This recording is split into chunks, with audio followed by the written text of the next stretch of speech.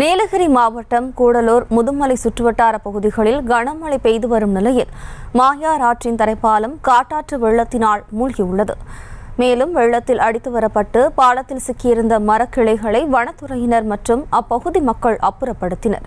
இதுகுறித்தான கூடுதல் விவரங்களோடு நமது செய்தியாளர் ஞானசேகர் இணைகிறார்.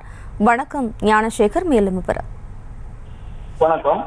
நீலகிரி மாவட்டம் கூடலூர் மற்றும் முதுமலை பகுதிகளில் கடந்த 3 தினங்களாக கனமழை பெய்து வரும் நிலையில் முதுமலை புலிகள் காப்பதற்கு உட்பட்ட தெப்பக்காடு பகுதியில் தரைப்பாலத்தில் மாயாறு ஆற்றின் காட்டாற்று வெள்ளத்தால் முற்றிலுமாக மூழ்கியுள்ளது. காட்டாற்று வெள்ளத்தில் அடித்து வரப்பட்ட மூங்கில் புதர்கள் மரக்கிளைகளும் பாலத்தில் சூழ்ந்துள்ள பாலத்தில் போக்குவரத்து முற்றிலும் பாதிக்கப்பட்டுள்ளது.